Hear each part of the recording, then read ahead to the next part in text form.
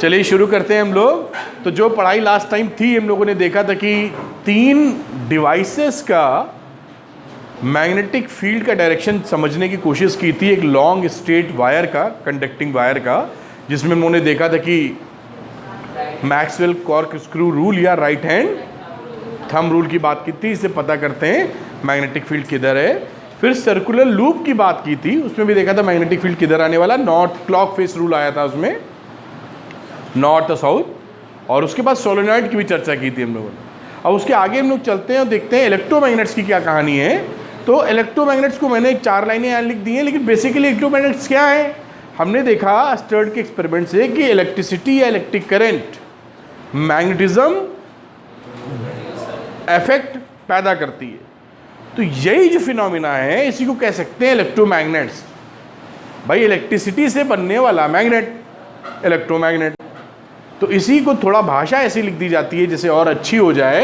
N electromagnet is a magnet consisting of a long coil of insulated copper wire wrapped around a soft iron core that is magnetized only when electric current is passed through it। सरल भाषा में solenoid ही तो है ये जो ये लिखा जा रहा है। सोलेनॉइड के अंदर, सोलेनॉइड क्या था, ऐसे सिलिंड्रिकल, और इस पे तार लपेटे थे आपने ऐसे ऐसे, सपोज करिए ऐसे ऐसे है ना,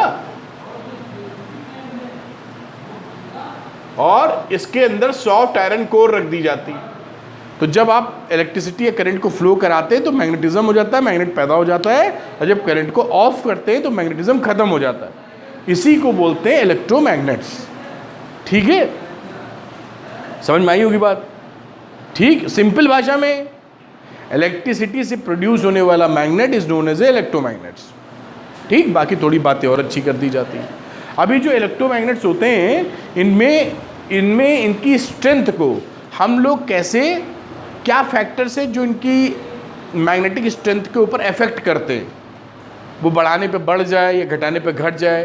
तो हमने देखा कि नंबर ऑफ टर्न्स, ये जो तार लपेटे हैं ना इसके ऊपर, आप समझ पाए होंगे। ये हमारे पास सिलेंडर अभी भी पड़ा हुआ है यहाँ पर, इसके ऊपर तार लपेटते हैं आप। तो मान लीजिए इसके ऊपर 1000 बार टर्न्स दिए, 1000 चक्कर लगवाएं इसको, तो 1000 की जगह 1500 चक्कर लगवा दीजिए, तो इसकी मैग्नेटिक स्ट्रेंथ बढ़ जाएगी। मैग्नेटिक स्ट्रेंथ बढ़ जाएगी। तो नंबर ऑफ टर्न्स बढ़ाने पर मैग्नेटिक स्ट्रेंथ बढ़ जाएगी। मैग्नेटिक स्ट्रेंथ बढ़ने का मतलब क्या है कि मान लीजिए बाजू में कोई, सरल भाषा में, आयरन का पीस रखा है, तो पहले खींच के चिपका रहा था, ठीक है।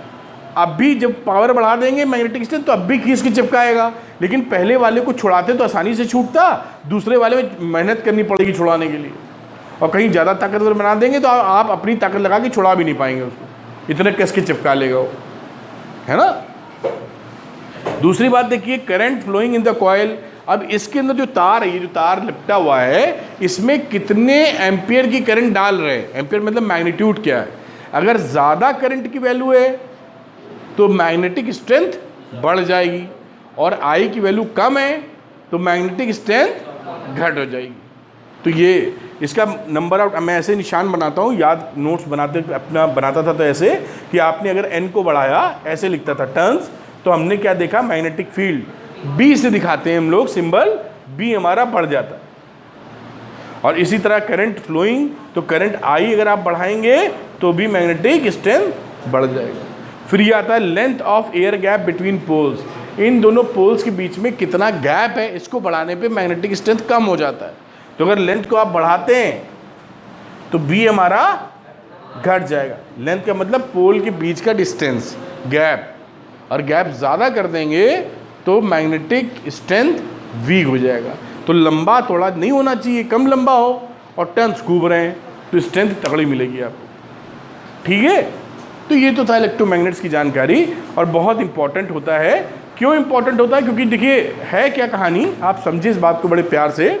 जो नेचर में नेचुरल मैग्नेट्स होते हैं, वो नेचुरल मैग्नेट्स हमने बताया था कि ओर्स वगैरह में पाए जाते हैं। लैंड स्टोन है, मैग्नेटाइट ओर है, आयरन ऑक्साइड्स के, इन सब से मिलते हैं, जो कि बड़े वीक मैग्नेट होते हैं, चट्टान अट्टान में मिल जाते हैं। उन मैग्नेट्स को हम लोग यूज़ नहीं कर पाते अपने फ़ायदे के लिए। तो हम जो मैग्नेट्स बनाते हैं, बार मैग्नेट, शू मैग्नेट, हॉर्स शू मैग्नेट, ये सारे आर्टिफिशियल मैग्नेट्स थे।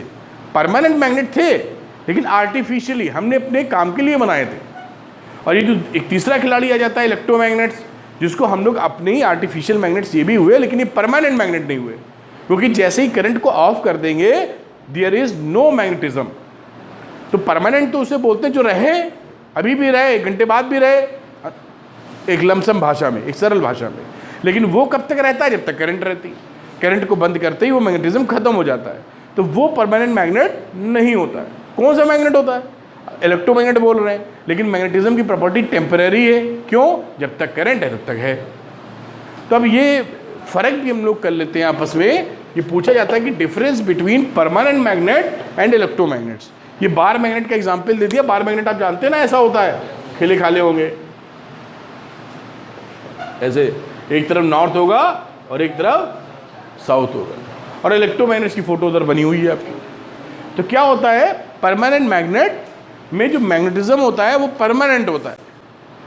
मतलब अभी उसको चुंबक लेके आएंगे, साइंस के एक्सपेरिमेंट बाजार में मिलते हैं, आपने यूज़ भी किए होंगे, उसमें मैग्नेट रहता है, खिलौनों में भी मैग्नेट होता है, तो उसमें मैग्नेटिज्म रहता है, अभी भी रहेगा, कल भी मिलेगा, परसों भी मिलेगा। ठीक है, अब ऐसा सोचना ठीक नहीं है कि अनंत काल तक मिलेगा, ख़त्म भी हो जाएगा धीरे धीरे उसका मैग्नेटिज्म, है ना। लेकिन नॉर्मल कंडीशन में हम लोग को मैग्नेटिज्म मिलता रहता है, तो परमानेंट मैग्नेट है।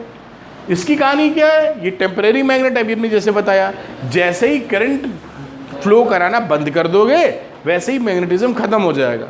तो this is totally based on the current. तो ये टेम्परेरी है, जब तक करंट तब तक है, जब तक नहीं है। तो ये दोस्त कैसा है? मतलब ही, जब तक तुम्हारी जेब में पैसे हैं, दोस्ती है, खिला रहे हो, पिला रहे हो, आइसक्रीम, पिक्चर और जो भी करते हो, पिज्ज़ा। और जब तुम्हारे पास पैसे नहीं है तो उसने कहा साहब मैं चला, है ना, मजाक के तौर पे बता रहा हूँ आपको, लेकिन आप समझ पाएँ, कोई स्टोरी बना देंगे तो शायद मज़ा आने लगता है ना गौरी?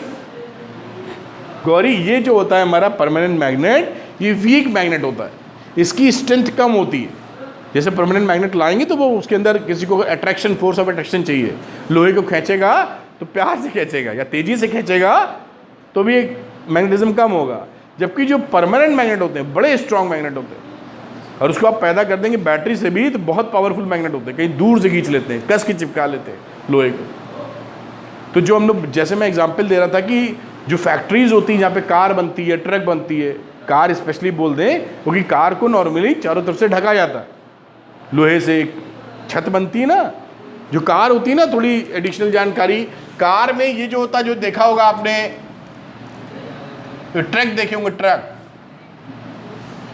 ट्रक देखे होंगे ना, ऐसे चलाता हुआ बंदा रोड पे। तो ये जो कहानी होती है इसे बोलते हैं चेचिस। चेचिस मतलब ढांचा उसका, चेचिस जिसपे काम होगा, मतलब मेन खिलाड़ी, ये चेचिस।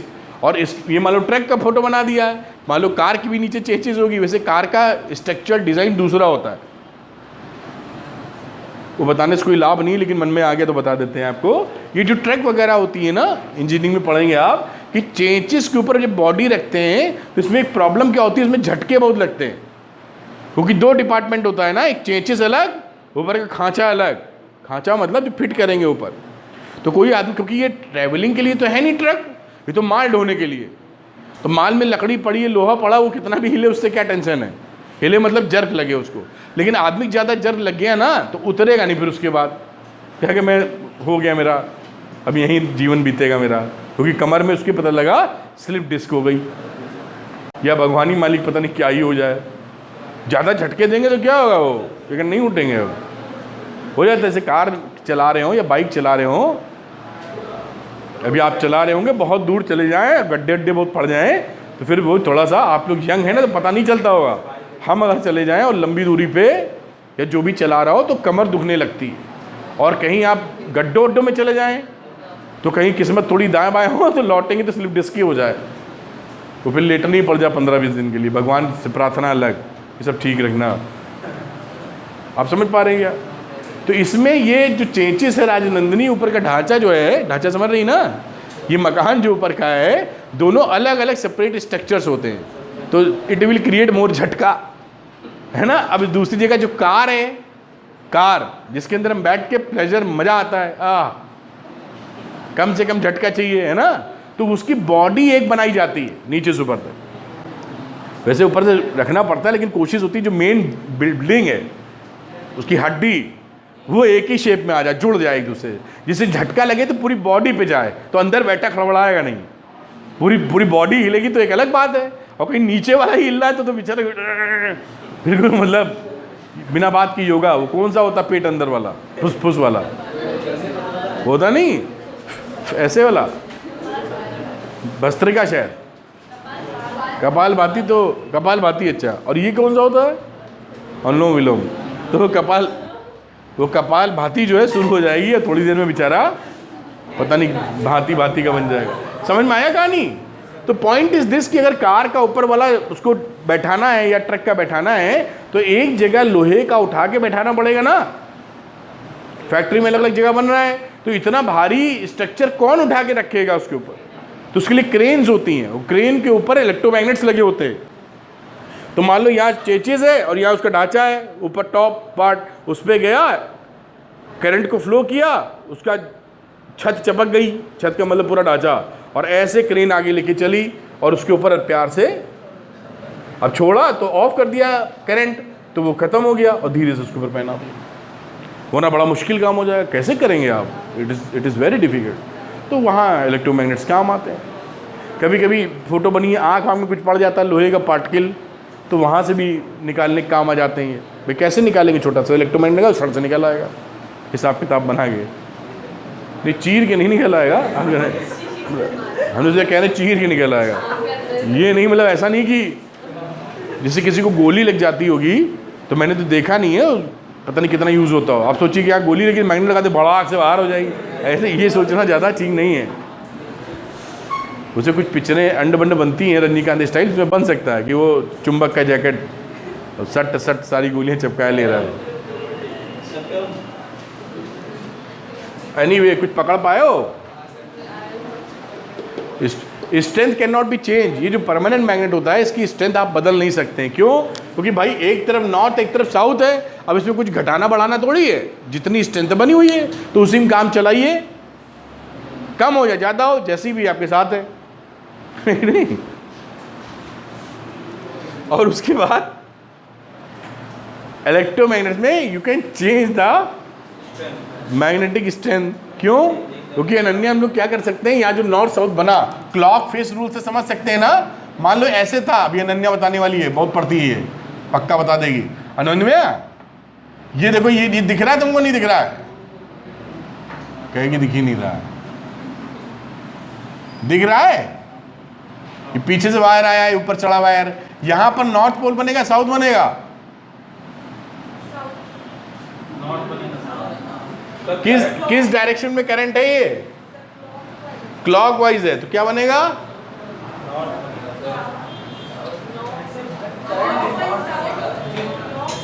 क्लॉकवाइज में साउथ, सही कह रही है, साउथ बनेगा साउथ। और यहां पर एंटी क्लॉकवाइज है तो नॉर्थ। क्लॉक फेस रूल,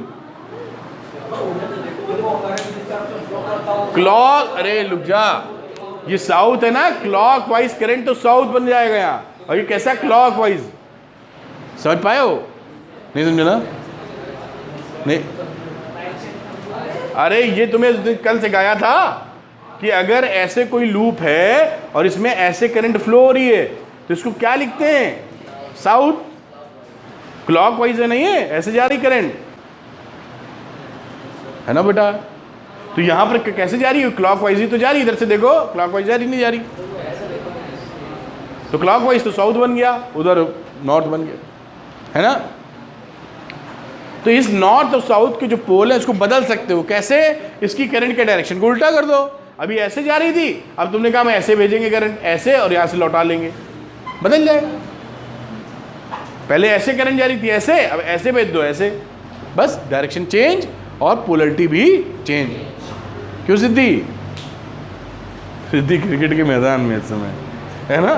चौथा देखते हैं, तो नॉर्थ साउथ की पोलरिटी फिक्स होती है और हमारी इसकी पोलरिटी फिक्स नहीं होती। इसका भी फायदा हमको मिलता है, इसका भी फायदा हमको मिलता है डिपेंडिंग ऑन आवर नीड्स। किसी चीज़ को चिपकाना है कि छोड़ना है कि धक्का मार के दूर करना है। मैग्नेट की एनर्जी, अरे कोई भी चीज़ परमानेंट कहाँ है, तो सभी खत्म होता है, धरती भी खत्म हो जाएगी, मैग्नेट भी खत्म हो जाएगा, वो बहुत समय लगेगा उसको ना, तब भी खत्म हो जाता है वो, तो आप पढ़ेंगे क्लास 12th में। और आपको तुरंत ही खत्म करना है तो कई सारे इफेक्ट होते हैं, क्यूरीज टेम्परेचर एक बोलते हैं, उस टेम्परेचर तक ले जाएंगे तो डीमैग्नेटाइज हो जाता है, वो छोड़ देता है, आत्मा परमात्मा में लीन हो जाती है चुंबक बॉडी, मजाक के तौर पे लेकिन सच है। क्यूरीज टेम्परेचर के ऐसा टेम्परेचर होता है जिस टेम्परेचर के ऊपर अगर आप जाते हैं तो उस समय ये मैग्नेटिज्म वाली प्रॉपर्टी, ये प्रोडक्ट, ये कंडक्टर छोड़ देगा, तो सिंपल हो जाएगा, उसमें कोई रह नहीं जाएगा। ठीक है,